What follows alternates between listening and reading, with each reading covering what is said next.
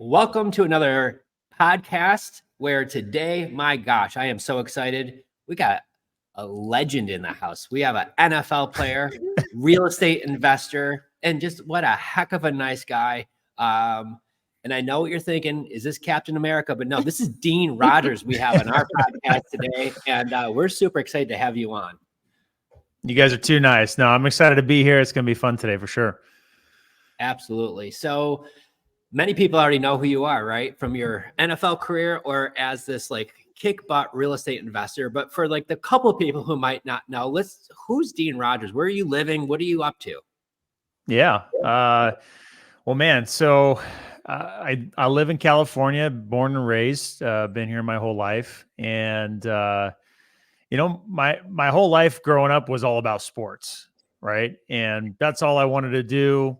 That's all I wanted to be when I grew up. I remember literally almost like being embarrassed of filling out what did you want to be when you got older? You know, kids would write doctor or policeman or whatever, right? I would put professional athlete, and I was almost embarrassed to do it, but that's what I wanted to do, and I just loved everything about sports. So, just flash forward, kind of growing up, I was always good at sports. And as I got to the next level, right, high school is the first time you really get a spotlight on you, and did really well there. And then went to college, did really well there, and then made it to the NFL. There's a whole story about that, right? That like how you get there and what that's like. But that's how I started my career, is in the NFL. And that's all I wanted to do, wanted to be, and got to live my childhood dream. So it was pretty nuts. Oh my gosh. So I know, but what team did you play for in the NFL? So I played for the San Diego Chargers, which was really fortunate because, I was talking to a dozen different teams, and, was talking to teams like the Cleveland Browns, in Ohio, and, all these other places that would have taken me far from home, and, maybe not as nice of places, but was fortunate enough to get that San Diego life, and didn't want to live anywhere else. So that's amazing. I know we're 49ers fans. So were they even on the docket there, or were you like, no? Yeah, no, 49er fans. My parents grew up 49er fans. A lot of other people naturally in California were 49er fans. I grew up a Green Bay Packers fan because I wanted to be Brett Favre.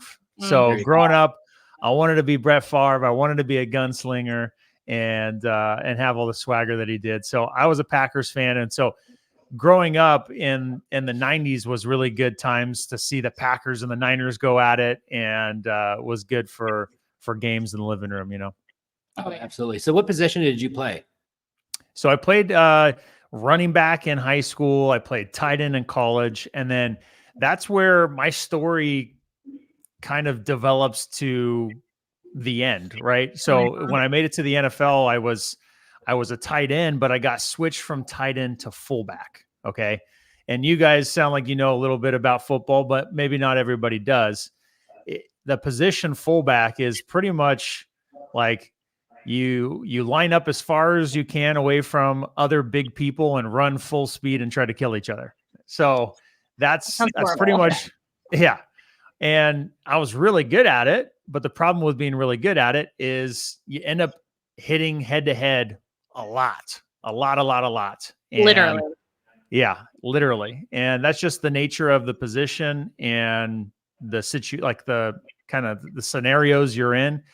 And so I felt it so fast and so intensely of just the head on head day after day after day that it scared the living hell out of me. And I mean, it was one of those things where it was still the time where if you were to raise your hand and say, hey, my head hurts, this doesn't feel good, that you were looked as weak. There's a lot more awareness about concussions these days, and a lot more sensitivity to it, but still, like, it's a modern day gladiator sport. You don't want to say, hey, I got an ouchie. Can I sit out? You know what I mean? They'll just find another person to fill your spot. So I was going through this turmoil of, man, everything about this, right? Everything about this is amazing. I'm living my childhood dream. I am now literally teammates with Phillip Rivers and Antonio Gates and Vincent Jackson, just absolute Hall of Fame, legends in the game. And I'm playing great. North Turner's the head coach telling me I'm going to have a long career. And I was just like, it was a surreal moment the whole time. I mean, it was pinch me moment day after day. All the, Hollywood, fame and everything that comes with it. Even though I was a nobody compared to a Phillip Rivers, I mean, people were screaming for autographs and following me to my car and like all sorts of stuff like that. So it was a pretty cool experience, and you can see what's possible. In my rookie year, I'm coming in with rookie wages, but you're sitting next to people that are making $20 million a year, and just to see what's possible, it was really eye-opening. But I was literally stuck with this decision of, do I keep playing this sport I love and I've worked my whole life to get here, or do I try to preserve my life and how long I'm going to live by not hitting my head in every day? So, it's still tough to like think about it and talk about it today, but I made the toughest decision I've ever made. I just didn't talk to friends, family, anybody. Just went to the coach and the general manager and just said, "Hey, this is the situation." And I hung up the cleats and was done. And that's got to be a really hard thing. It's been your goal, your childhood dream. You're actually getting to live it. And then you're realizing that, my gosh, maybe I have to pivot. Mm-hmm. Right. Yeah. Sometimes in that position, you're taking hits on your head, your body, your legs, your knees. I mean, it's a very physical sport. So obviously you learn a lot of discipline to even get to that level. You had to be very disciplined in your workout regimen, your diet. I mean, all of these things. Your mental toughness too, I'm sure, just to continually show up every day. So then what was the thing that was like, you know what? You obviously had the idea, I'm going to get out of the NFL because you can't be there forever, right? But then what was it like? How did you get into real estate? Yeah, was that like already lined up when you exited, or did you just walk away and figure it out? Yeah, so from the day I decided, hey, this is it, I'm done, I had zero plans. I had no idea what I was going to do. And by that time, I'm 24 years old. And now I'm, entering in the real world. I mean, my whole life had been pretty much structured up to that point with school and sports. And so now I'm entering into the real world, and it's the Wild West, right? It's it's up to you to get things figured out. So I was very fortunate to have a good friend I played college football with call me right away. Hey, I know you're done with football. What do you got? What do you got going on? What are your plans? He ended up telling me, hey, I'm working at this big corporate company, the software company in the Bay Area, San Francisco Bay Area. I think it'd be a really great opportunity for you. So long story short, I check it out, and it seems like, man, one day I knew I would be done with football. This seems like a perfect fit of what I would have wanted to do. Let's give it a try. So he walked me in the door, past all the red tape, past all the interviews, and right to the hiring manager, and got hired right on the spot. So that was very fortunate. Now, the humbling part of that was, I just got done signing a 7-figure deal with the NFL, walked away from all of that, right? Didn't walk away with 7 figures, walked away from it. And now I was starting a corporate job at $65,000 salary in San Francisco. Now that was, I was an entry-level position guy. I didn't have any background or prior work experience. And so that's what it was. And I was like, hey, you know what? I'm going to work my butt off. I'll work my way up. No problem. So I worked my butt off that first year. Right. And I get past a year and I'm thinking, well, hey, I know I'm supposed to get a pay raise. Let's check this out. Right. And by the way, think about this. I started over from scratch, and that over that next year living in San Francisco, money got really tight, and I started to get paycheck to paycheck. And I'll never forget the moment where there was one month where my wife had just gotten a brand new Target credit card with a $500 limit. And we had to use that to buy groceries for that month. Okay. Now, boohoo. So, I mean, there's like a bunch of sad stories that are way harder, right, than that.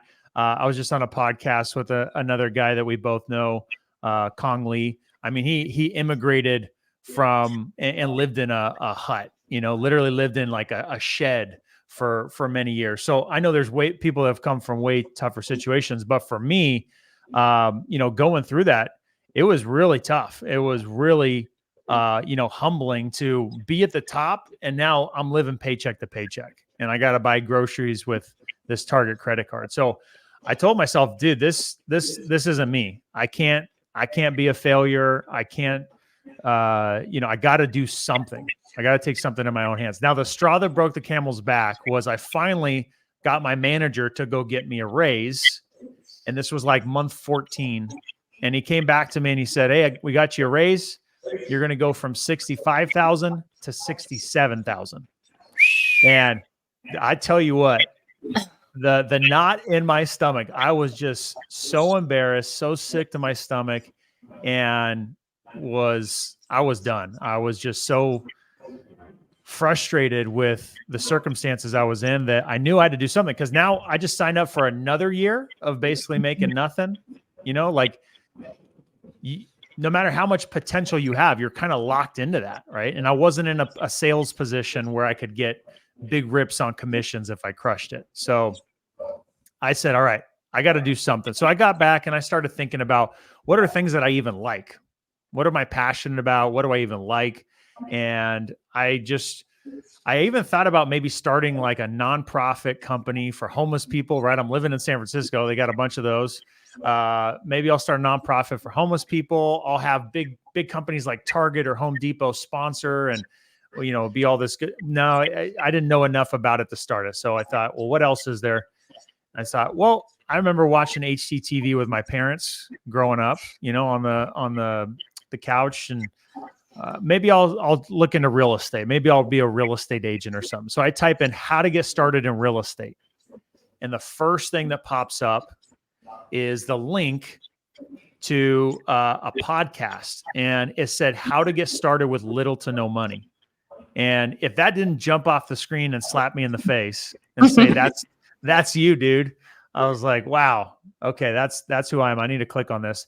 And it happened to be Sean Terry in his Flip to Freedom podcast. Wow. And I was like, okay, let's check this out. So I listened to the first episode, and just the passion that he had, the simplicity of the idea that you could, get into real estate investing with little to no money. I was like, wow, this is insane. And the feeling I had was so overwhelming that I knew that this was going to be the vehicle to get me back to that dream life I saw was possible with the NFL. So I thought to myself, okay, let's just give it everything we got. Let's go all in. And I became obsessed. And what year was this? This was 2013. Okay. So if you think about it, your journey, you grow up, I want to be a football star. You get to be there. People are screaming your name, asking for autographs. You sign a 7-figure contract. Yeah. Like dreams are coming true. You realize that it's not what you want.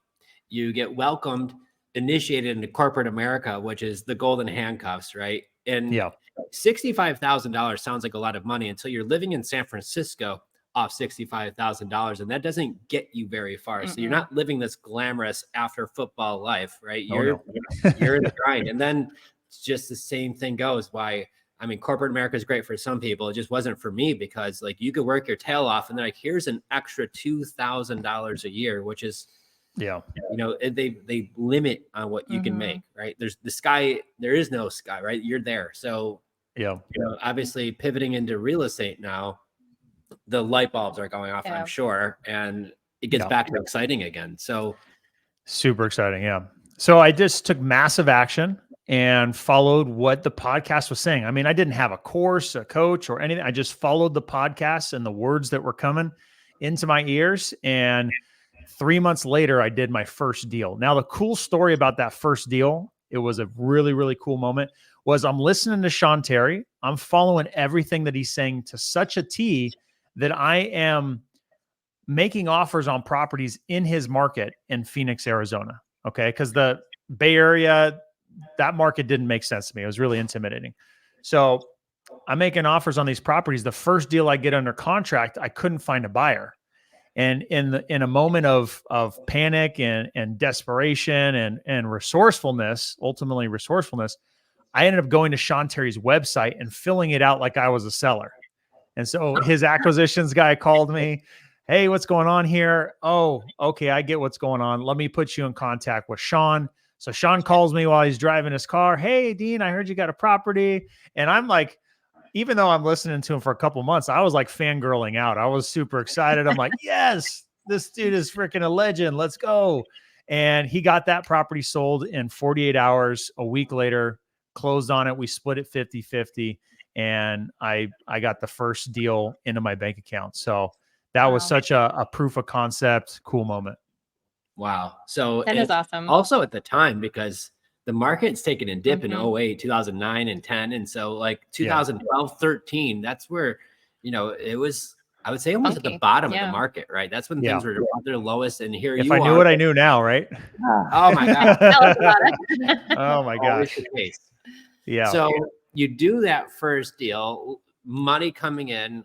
Yeah. Tons of experience of just, wow, you learn it. And I got to say too, no CRM, no team, Nothing. no website, none of the tools and bells and whistles that people think they might need. It was just you. How did you find that deal? Were you? So the strategy that he was teaching a couple, the strategy he was teaching was about making offers online on a website called hudhomestore.com.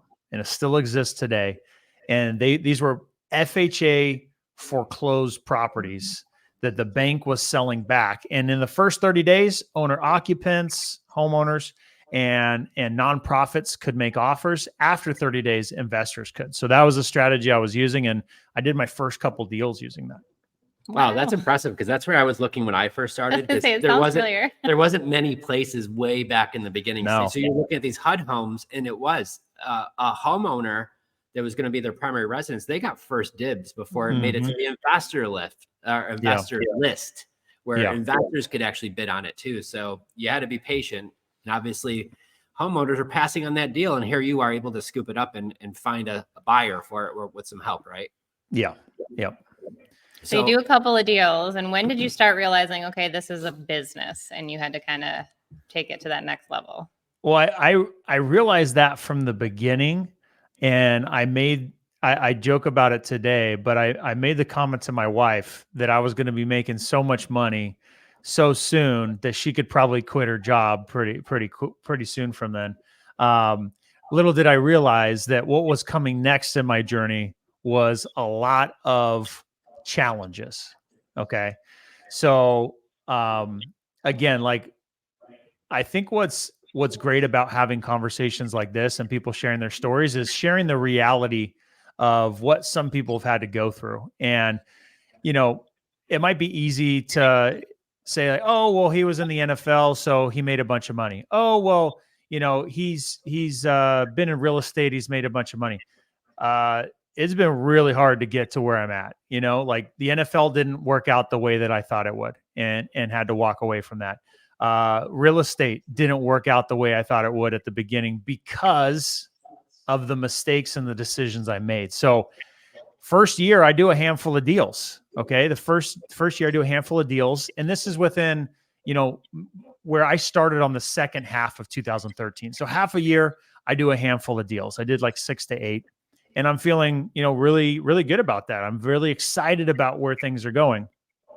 And what ends up happening next was the most recent couple of deals that I had wholesaled were to a gentleman back in Central California, which is where I grew up. And so I started marketing there and what I was familiar with.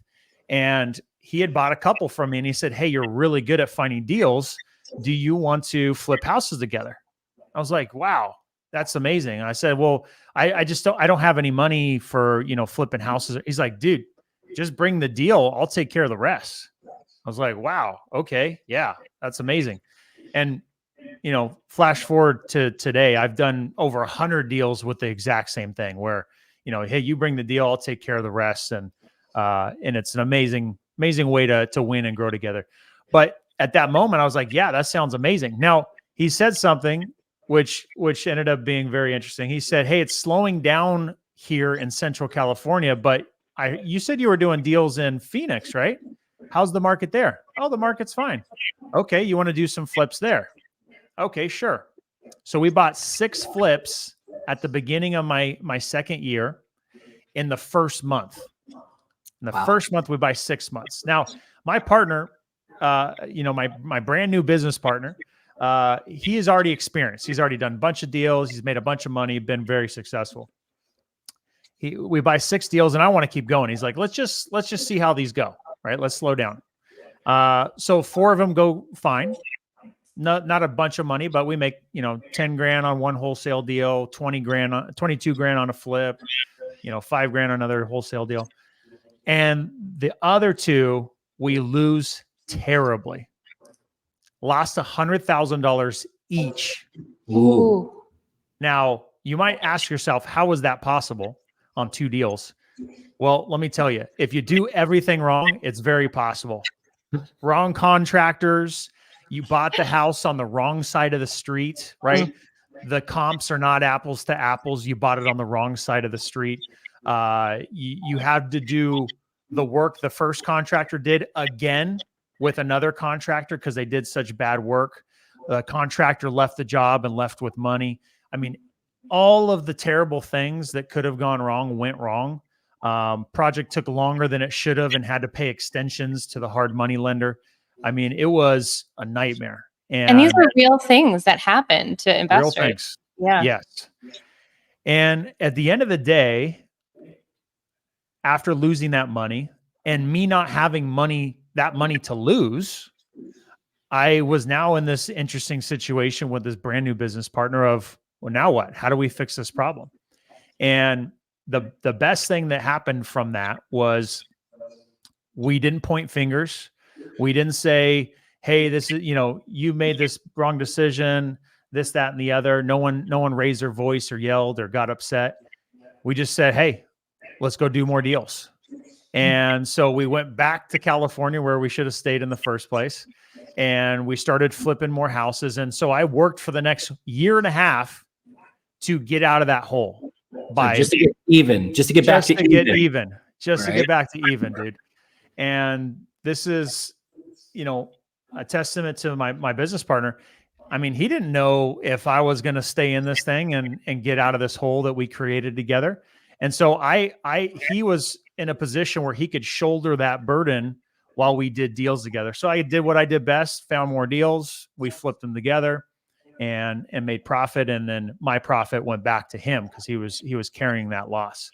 So now I'm in it for, 2.5 years. Right. And I'm at zero, now it's like, okay, let's do this right now. So we start flipping houses and we start getting success and we're taking down a couple deals a month and we got a handful of flips at a time and we're making progress.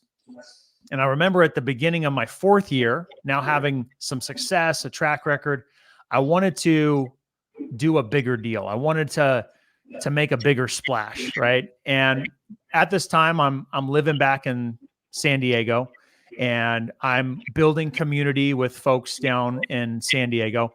And we had a nice group of people, and there was one guy who was doing deals with a good amount of people, and I always felt he was kind of a little off, but man, he seems like he's doing a lot of deals. I would love to just kind of work my way into a deal that was ready to go.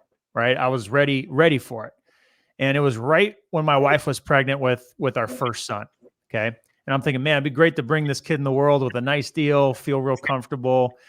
And there's this deal. And I look at it, and on paper, it looked pretty good. And it was a new construction deal, something I'd never done before. That should have been the first red flag, that I should have spent more time looking into it, right? Can you be successful with a new construction deal? Of course, you can be very successful. but I didn't do the right due diligence.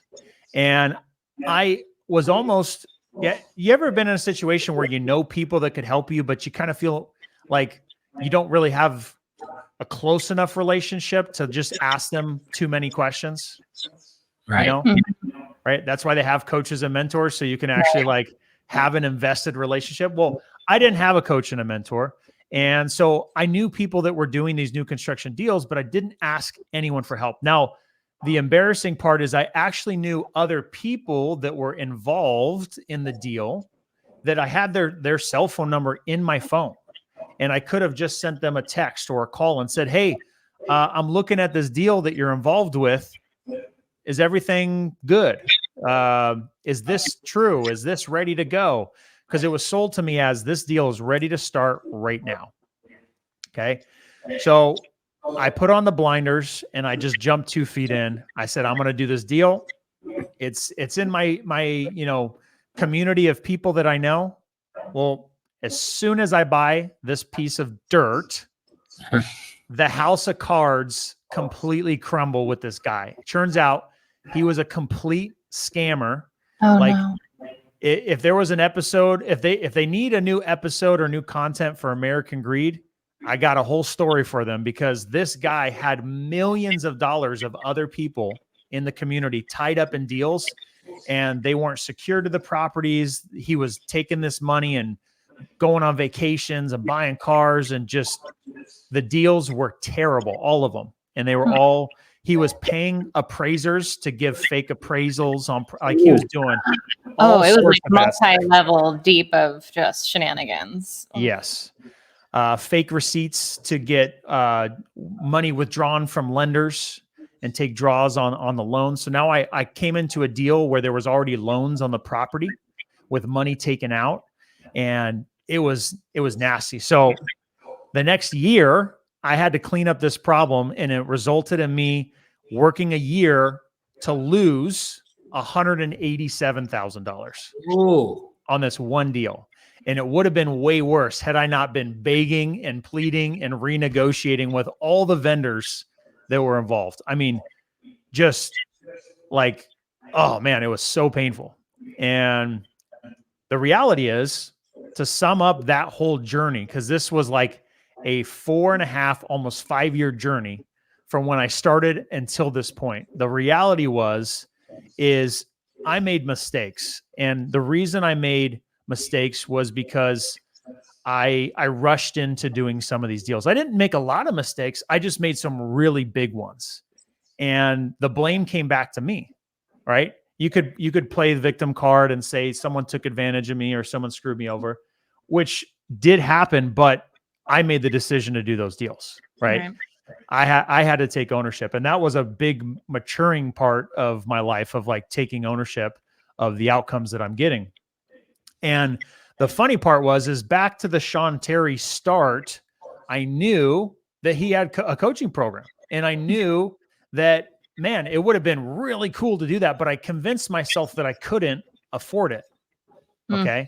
Told myself it was too much money. Now the joke is, the egg on my face is, I couldn't afford a $10,000, a $15,000, a $20,000 coaching program, whatever it was at the time.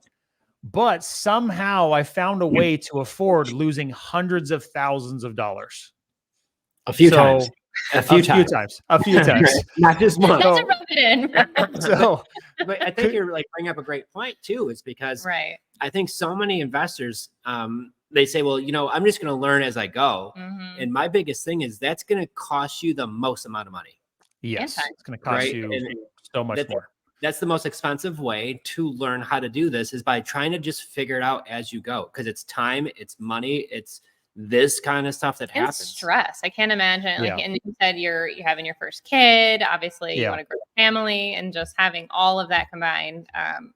I'm shocked that you're still in real estate. Like, I want to hear the rest of it. How did you? How many sleepless nights did you have during this point of your life? Right, you're married, you got a new baby on the way, and your wife wasn't like, "Stop with the real estate already." Like, go back to banging your head on football, right? Like, no, right? So you're determined. It was by the grace of God of me staying in it. But I think going back to my sports day, the greatest skills that I took from playing sports is what you said at the beginning, the discipline, the consistency, the willing to do the work when no one's looking, and just do it over and over and over again without fail. Right. That's to me what got me through it. Some people, I mean, there's a lot of people that are smarter than me, a lot of people that are more street smart than me. More people have more common sense. There's a lot of different things that people have better than me, but that has been my prevailing strength that has gotten me through that. And then, at that point in my career, it was like, man, do I keep going? And it's like, I can't not keep going. I have to keep going because I know what's possible. And I know that I have a lot of potential here. I've just been doing it wrong. So I finally surrendered. Okay. Now, part of the reason I didn't surrender and raise my hand up at first was I was still dealing. Okay. And doing enough of these podcasts has been therapeutic to really understand myself a little better. But at this point, I came to realize that I was dealing with a identity crisis, right? I was in the NFL, I was in the top of the world, and now I'm starting from scratch. And in my mind, I was a nobody. And I had to go become somebody great again. I had to become so successful to where I could come out and say, hey, despite the fact my NFL career didn't go the way I wanted, look how successful I am. And I wanted to do that before asking for help, before raising my hand, before, opening up the covers and saying, look at how things are now. They're not great, but can you help me fix this? And that was just, I was just limiting myself. I was holding myself back. So think about the almost 5 years I spent going in this big circle. Did I learn a lot? Did I have success and results? Yes. But at the end of the day, I had basically $0. I was back at ground zero. And if you think about it, you leave the NFL because you're banging your head too hard, and then you leave the NFL to get into real estate where you're doing the same thing, but not like physically, but it's like it's a challenge, right? It's tough. I'm shocked though, because being in football, like there's coaches for coaches, right? Like there's defense and offense. So I'm just surprised that you were kind of limiting yourself. But thank you for being vulnerable for everybody to hear that, because even someone who had a bunch of coaches still was, kind of fighting that demon inside, I guess, just to get out there on top.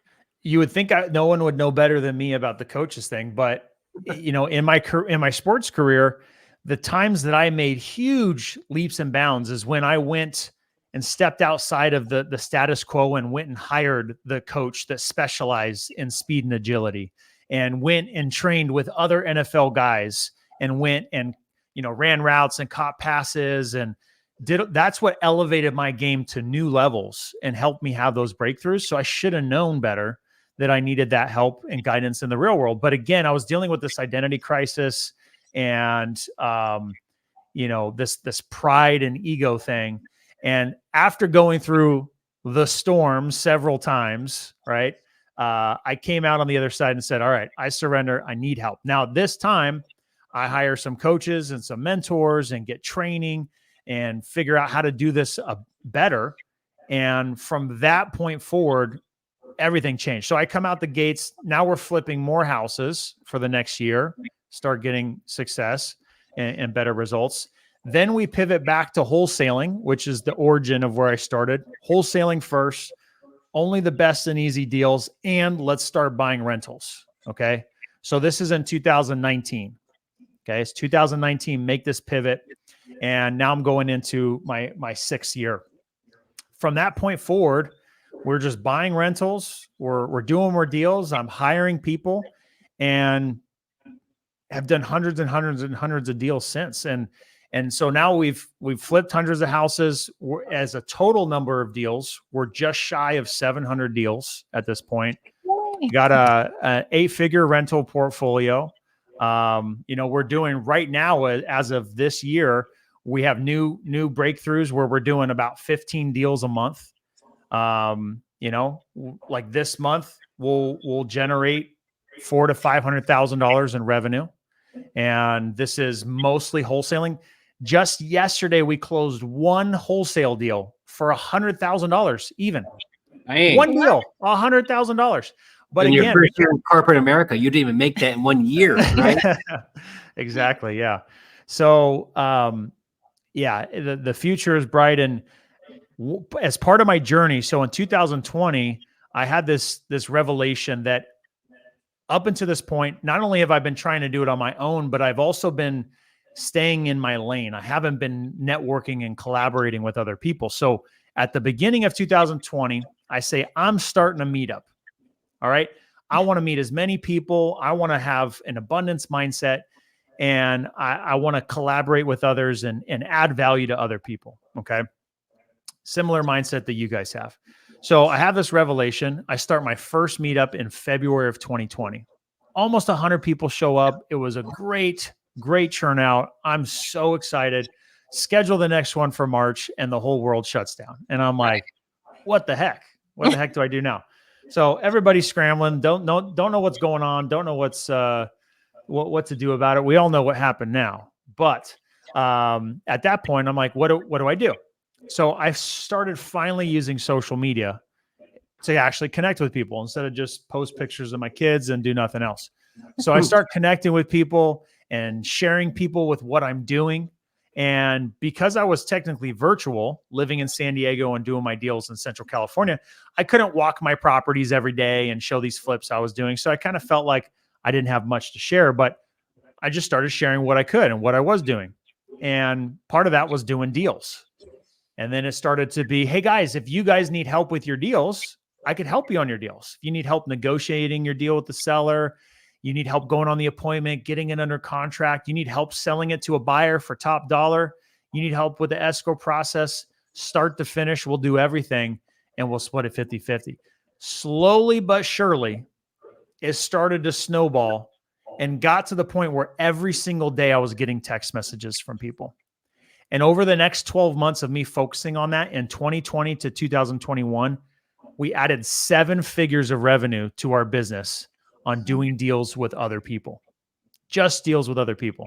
It was absolutely insane. So now you're not only doing deals yourself, and you're helping out the community by making it better. And obviously there's contractors and title companies and attorneys and all the other people that you're getting involved, buyers and sellers, but now you're actually helping other people do deals too, which is like one of the greatest things ever, right? Yeah.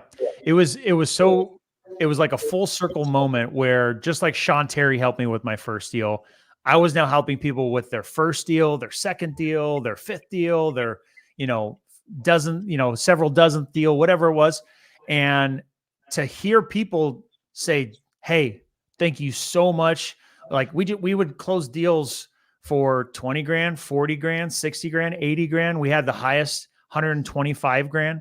This is just deals with other people. And to send a wire to someone for 20 grand or for $62,000 or $40,000, for some of those people, it was life-changing. And to hear their feedback and say, thank you so much. No one else believed in me.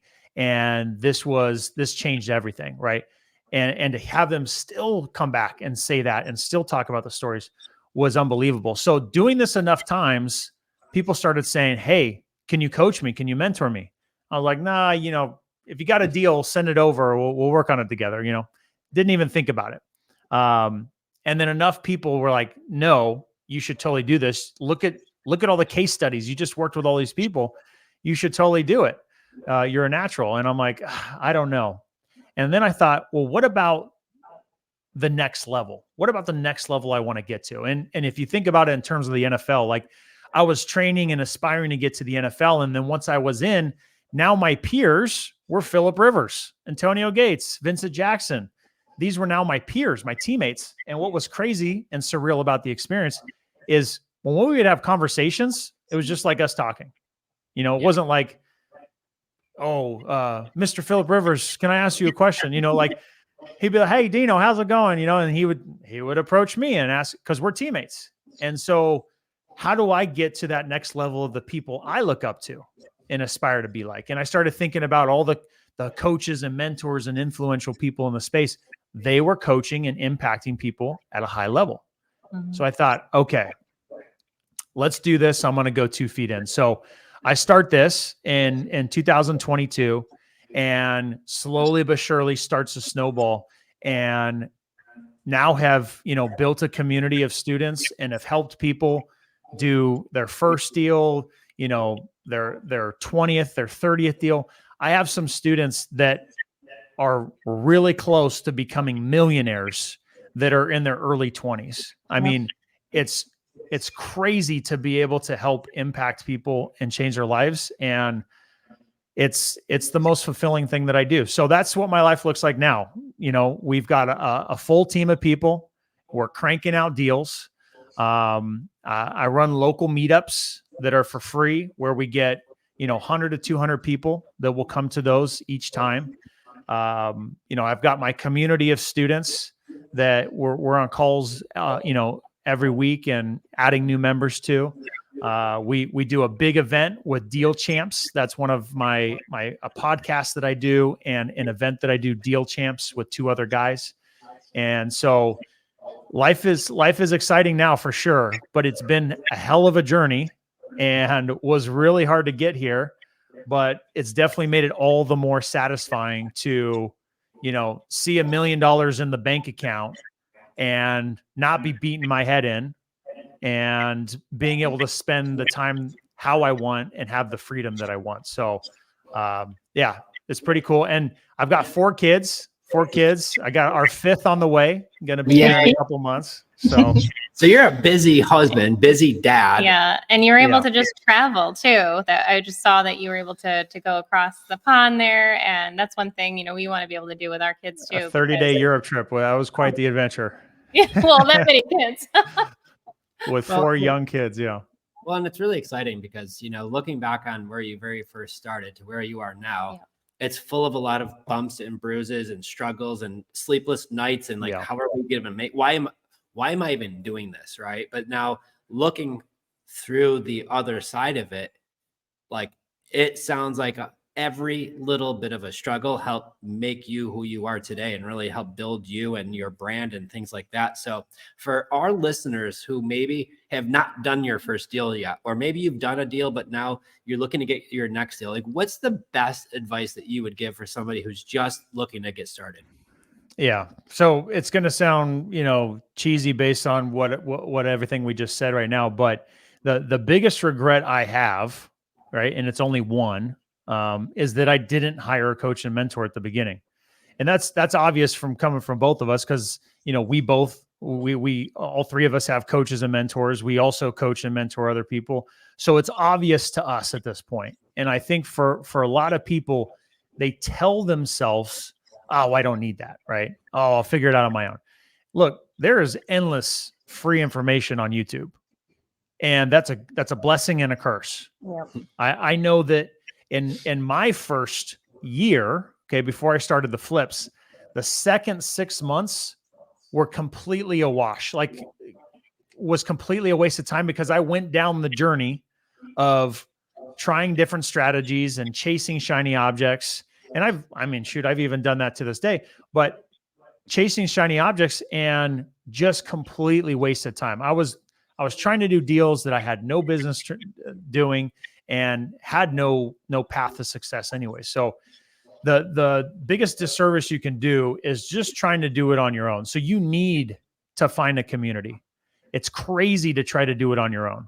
And in a community, you can thrive. I mean, you're going to have people to support you, to hold you accountable, to help you with information, to keep you focused. And we all need community. We're all human beings, and we all need connection.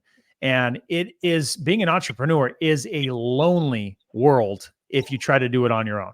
Very lonely. Even if you're introverted, you still don't want to be doing this on your own.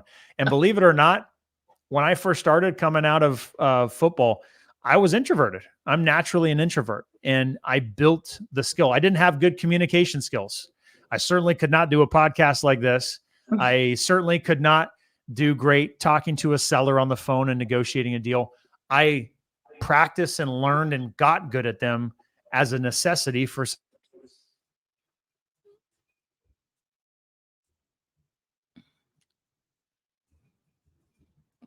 So we back? Okay. Yeah.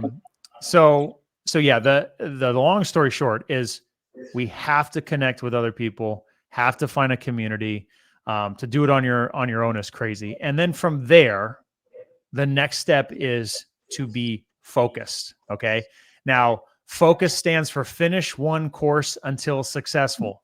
I don't know if you guys have heard that one before, but you need to focus. It is way too easy to see this strategy and this strategy and that strategy. And okay, single family houses, now commercial real estate, now Airbnbs, now fill in the blank. There's a million different ways to make money in real estate. We just have to focus. And if we don't, then we're not going to get good at anything. We're going to burn out and we're going to think it doesn't work for us.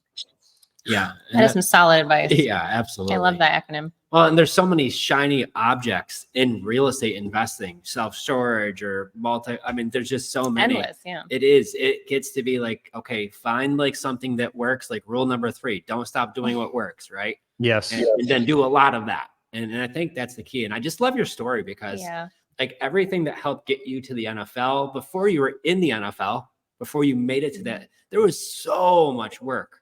A lot of sacrifice. Yeah. Behind the scenes stuff. So everybody sees, oh, must be nice. You're in the NFL. Well, yeah. It's not like poof, you just woke up and you were in the Chargers. Like you did a lot. We didn't even dive really deep into that. But then you also had to do that again to get to where you're at today with real estate. Yeah, absolutely. So next question, big one. What's next for Dean Rogers? What are your goals? What's next? Where are you going? What's next for Dean? Yeah. So the exciting thing about this business is, there's so many different levels. There's so many different levels that you can unlock and get to the next level and to the next level. So I still feel like I'm just barely getting started. And, again, it's easy to if you play the comparison game, you can get lost and, spin in circles. But just looking at my own self, I feel like I'm just barely scratching the surface. And so, the thing that you're good at is what you should do a lot of, like you just said. We're really good at getting off-market properties and, helping a seller in a situation. And our reviews online tell the whole story. I mean, there's no one else in our market in California that has anywhere close to the amount of reviews. And that's because we're just passionate about helping people and giving them the best service and experience. So I'm passionate about that and want to continue to grow that even more. And I'm extremely passionate about building community. It is super, super fun to just have like-minded people around you all the time that are growing and winning together and finding ways to work together. So, my coaching program and the community there, continuing to grow that. I'm really excited about that. And then, just continuing to build life in the ways that I want it and continuing to find more freedom. I already have a lot of freedom now, but even more freedom is what I'm looking for. So yeah, that's what's next for me. Maybe some masterminds with other investors. Yeah, exactly. Very cool. Well, and it's always great to see you because we're part of the same mastermind. Yeah. That's how we got to meet and connect. And it's a wonderful thing. And getting around other, like you said, like-minded people who are all striving to be the best version of themselves they can. And they're driven and they're passionate and you got to work hard. Mm-hmm. This isn't easy. Yeah. It can be at times, but there's many times where it's tough and you got to put in that tough work. You got to put in those nights, in those days, and those early mornings. You re-inspired me because there's times where I'm just like, man, should we go work at McDonald's? Joking around. But it's so true though because you're literally 3 feet from gold. So if you feel like things are really tough right now, you just got to keep going. And I just love that you shared your honest story with our listeners here, and I'm sure people resonate with that. Yeah. So if people want to find, watch, connect. How does everybody find you? Where's Dean at? Yeah. So a couple of places you can find me. So one thing I always love to say is please connect with me on Instagram. Send me a DM if you saw this. Send me a DM if you have a question, anything like that.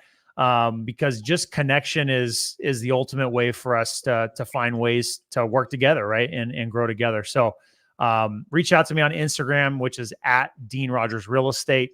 If you guys want to see what else I'm up to, you guys can always go to deanrogers.com. I got different things that I'm doing on there, podcasts and events and, coaching and all that kind of stuff. And then, I've got YouTube channel, youtube.com/Dean Rogers. So, just love to connect with people. So reach out, let's stay connected and send me a DM. I actually answer my DMs. Yes, you do.